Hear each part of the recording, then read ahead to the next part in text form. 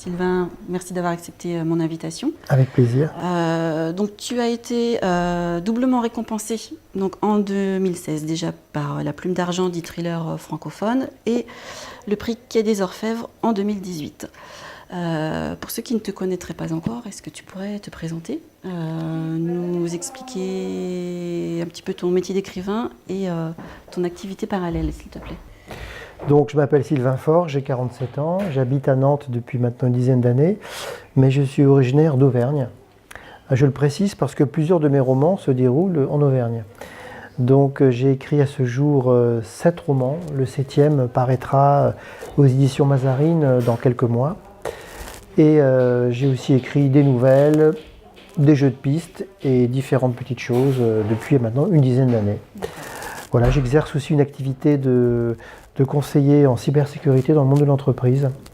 Donc les cybermenaces, les objets connectés, l'Internet des objets, tout ça, ce sont des sujets que je connais assez bien. Alors l'envie d'écrire, elle t'est venue comment? L'envie d'écrire, ou plutôt je dirais l'envie de raconter des histoires, c'est quelque chose qui s'est vraiment... Bonjour, bienvenue pour cette nouvelle qui s'est formé au fil des années. Mais c'est vraiment quand j'étais à la faculté que j'ai commencé à éprouver le besoin de faire des histoires plus complètes, plus travaillées, avec des intrigues plus resserrées. J'ai commencé à écrire beaucoup de jeux de rôle. Et puis après, je suis passé à l'écriture, qui est pour moi le moyen le plus commode dans ma vie d'aujourd'hui pour raconter des histoires. Est-ce que c'était une évidence pour toi de te lancer dans le polar ou tu aurais pu envisager de te tourner vers d'autres genres? Oui, je crois que ça s'est imposé assez rapidement. Je pense que la littérature blanche est une littérature qui est devenue un peu nombriliste au fil des années, et je ne voyais pas trop ce que je pouvais raconter dans ce domaine-là. Alors que le polar, il existe énormément de sous-catégories de polar, hein, les romans à suspense, les thrillers, les polars historiques. Donc il y a plein de... le champ d'écriture est très vaste. Et à travers le polar, on parle finalement de la société. On parle de tout ce qui ne va pas très bien. Et donc c'est un moyen fantastique de découvrir le réel et de s'intéresser à nos congénères. Donc voilà, c'est ça que j'aime bien, c'est m'emparer d'un thème contemporain ou passé et de tirer la ficelle pour essayer de le décrire sous toutes ses formes. Donc tu t'inspires en fait de faits de société.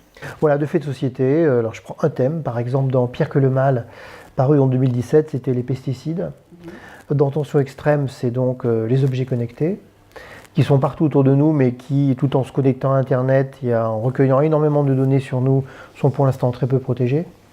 Et puis, ça peut être aussi le phénomène de la combustion humaine spontanée, qui est une sorte de curiosité scientifique qui fait que des individus qui sont composés, comme vous et moi, de 80% d'eau, eh bien, arrivent comme ça à brûler à des températures extrêmes, alors qu'il n'y a aucune espèce de source de combustion autour d'eux. Donc il y a une explication scientifique qui existe et que je révèle d'ailleurs dans les pages de Un parfum de soufre. Et puis dans Sous la ville, je m'intéresse au destin des harkis après leur arrivée en France, en tournant autour d'un personnage qui est Adam Setara, et qui est à la fois flic et fils de harki. Ces deux romans font partie d'une trilogie. Donc trilogie nantaise. Voilà, le premier, c'est La Tresse de Silure, qui va sortir en livre de poche bientôt. Voilà, le 9 mai prochain, effectivement. Donc les trois se déroulent à Nantes. Oui. Est-ce que y a une partie fiction dans tes romans? Moi, ce qui m'a interpellée, c'est notamment dans Un parfum de soufre, l'épisode dans le musée Jules Verne, où je me suis demandé si en fait, tu avais inventé les souterrains ou si... Enfin, est-ce que ces souterrains et ces pièces un petit peu sombres, un petit peu mystérieuses, existent vraiment dans le musée? Alors, oui, alors d'abord, pour la première question, d'une façon générale, je m'inspire du réel, mais après, je vais un peu le développer et rajouter des éléments de fiction. Il y a une part de réalité, il y a aussi une part de fiction. J'aime beaucoup cette phrase de Boris Vian qui dit « Cette histoire est entièrement vraie puisque je l'ai inventée d'un bout à l'autre ». Pour répondre à la deuxième question, il y a effectivement au musée Jules Verne, il y a deux niveaux de sous-sol auxquels les visiteurs peuvent accéder et ça s'arrête là. J'ai inventé un troisième niveau où se trouveraient les archives personnelles de Jules Verne, qui est dans un endroit un peu compliqué puisque, comme chacun sait, enfin comme beaucoup de Nantais le savent, on a une roche volcanique au niveau de la butte Sainte-Anne qui est particulièrement riche en gaz radon, qui est un gaz très dangereux. Et c'est la raison pour laquelle il faut éviter de dormir au rez-de-chaussée lorsqu'on habite dans la butte Sainte-Anne, ou de faire dormir le chien à la cave, parce que ce sont des endroits où les gaz lourds stagnent et sont très toxiques, et on peut retrouver son animal mort au petit matin. Donc évidemment, il n'en fallait pas plus pour me fouetter l'imagination et pour que j'imagine les archives baignant dans une espèce de gaz toxique où il faille s'équiper d'un compteur, de manomètre pour chronométrer le temps qu'on met pour consulter les documents. C'est un peu l'idée que la vérité a un prix et que voilà, celui qui veut accéder à la vérité prend un danger en quelque sorte. Alors tu nous as parlé des événements qui t'inspiraient pour écrire tes romans. Est-ce qu'il y a également des auteurs qui t'ont inspiré? Qu'est-ce que toi tu lis en tant qu'écrivain? N'ayant pas beaucoup de temps à consacrer à l'écriture et pourtant devant m'y astreindre, j'ai encore moins de temps pour lire. Et c'est vrai que je lis en fait beaucoup de revues scientifiques, je suis abonné à des hebdomadaires et donc j'ai énormément d'informations sur l'actualité, sur les faits de société. C'est là où je trouve des idées pour mes romans. Du coup après, c'est vrai que je n'ai plus beaucoup de temps pour lire des romans. Enfin, j'ai beaucoup lu à une époque. Et on va dire que des personnages comme Lovecraft, Jules Verne, Serge Brusselaot, Paul Dubois pour la littérature blanche m'ont beaucoup marqué. J'ai une bibliothèque où je range mes livres aussi en fonction de thèmes. Si j'ai une scène à décrire sous la pluie, si j'ai un dialogue musclé ou une scène de bataille ou de poursuite à décrire, je sais que je vais avoir des romans qui sont très bien écrits dans ce domaine-là et je les parcours avant d'imaginer ma propre scène. Alors il y a une question moi, que j'aime toujours poser aux écrivains, c'est leur façon de travailler. Est-ce que quand tu commences à écrire, tu sais où tu vas, où il y a une partie d'improvisation? Est-ce que tu connais déjà la fin du roman? Enfin, comment ça se déroule? Alors, moi, je fais partie de la catégorie des auteurs qui travaillent énormément en amont. Voilà, je ne suis pas du tout un auteur qui va se mettre sur une page blanche et qui va se dire « Bon, voilà, de quoi vais-je parler aujourd'hui? Que va-t-il arriver à mon personnage ?» Ça, je le fais avant, quand quand j'écris mes scènes. Enfin, quand j'écris le canevas de mes scènes. Mais quand c'est le moment de rédiger, je sais exactement où je vais, quelle scène je vais décrire, quel personnage va être en action et quels sont les éléments d'indice que je vais disperser, etc. Donc tout ça est vraiment travaillé en amont, de façon très méticuleuse, d'abord avec un carnet, puis avec des intercalaires que je vais ranger et déplacer au fil de la construction de mon récit, et aussi avec du mapping, qui est une forme de page format A3, où je vais un peu créer les connexions entre les personnages pour avoir une vue d'ensemble.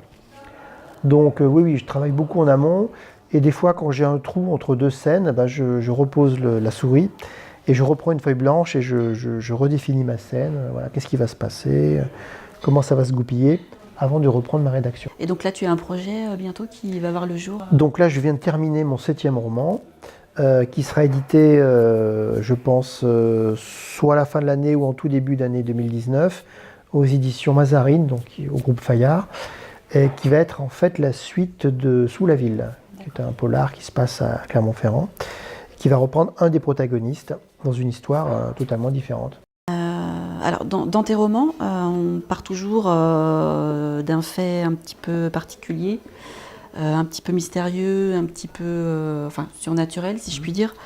Dans Un parfum de soufre, c'est Alors, pas surnaturel, hein. Je précise que c'est toujours très intriguant, très mystérieux, mais il y a toujours une explication rationnelle. Une explication, oui. Tu donnes une explication à l'autocombustion, enfin la combustion spontanée. Oui.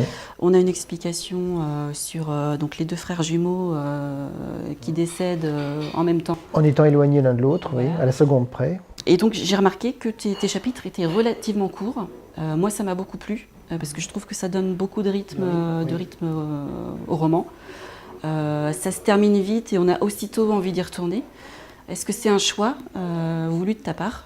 Et qu'est-ce que tu penses que ça peut procurer au lecteur? Bon, alors c'est vrai que je pense qu'un bon roman policier, en général, c'est quand même un roman qui prend la main du lecteur à la première page et qui ne le lâche qu'à la fin de l'épilogue.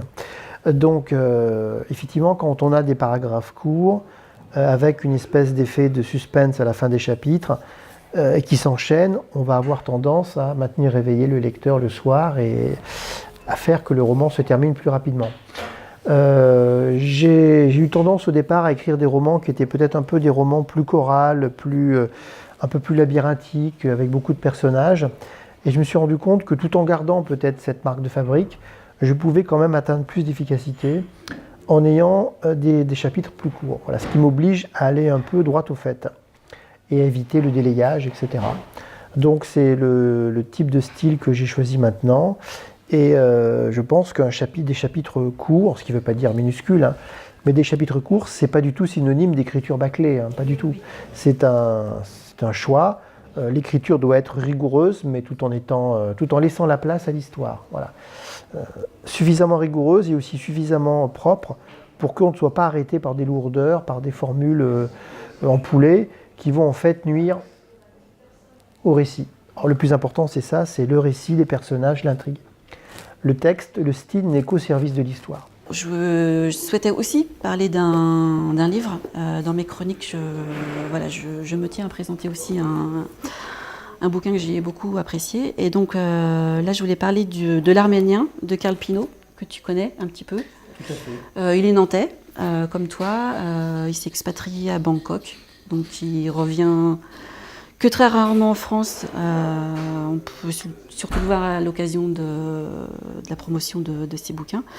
L'Arménien, c'est le premier opus d'une trilogie qu'il est en train d'écrire pour les nuits nantaises. Le deuxième va sortir cette année, qui s'appellera Le Sicilien. Et donc là, l'intrigue, en fait, se déroule dans les années 80, dans Nantes.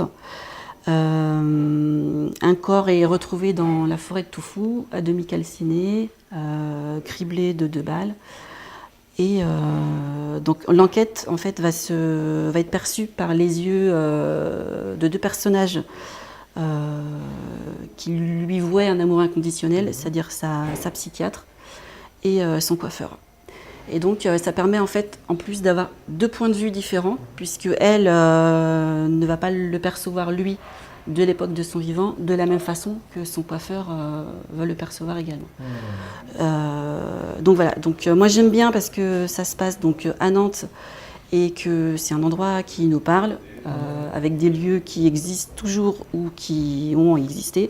Là en l'occurrence, on se balade du côté du château, d'ailleurs sur la couverture, voilà, on a le château des Ducs de Bretagne derrière.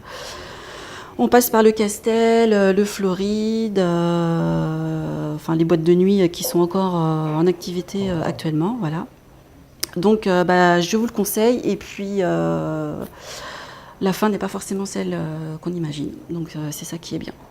Et puis pour la partie agenda, je voulais parler donc du salon du livre généraliste qui va se tenir le 8, 9 et 10 juin à Vannes, donc c'est le salon Livre à Vannes. Oui, et où le polar est bien représenté. Donc cette année, on va pouvoir retrouver des auteurs comme Olivier Norek, Tatiana de René, Jean Telet, Catherine Pancol, Mazarine Pinjot, Bernard Werber, Philippe Jaénada, Véronique Colmy, encore plein d'autres que vous pourrez retrouver sur le site Livre à Vannes. Et puis, donc je termine par un petit cadeau. Je souhaitais t'offrir ce roman, voilà, qui m'a été conseillé par un libraire du 14e arrondissement à Paris, où j'étais encore ce matin.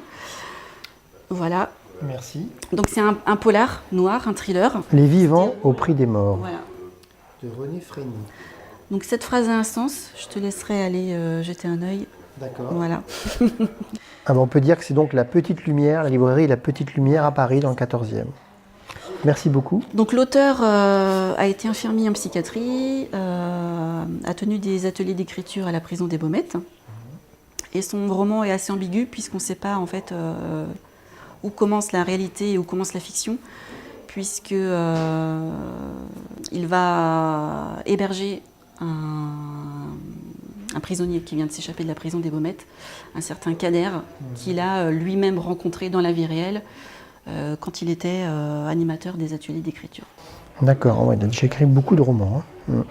Très bien, merci beaucoup, ça sera ma prochaine lecture. Voilà. Puis je te remercie d'avoir accepté mon invitation et d'avoir accepté de répondre à mes questions. Et puis voilà, nous on se retrouve le mois prochain pour une nouvelle chronique des Morissettes avec un nouvel invité. Voilà, bonne soirée.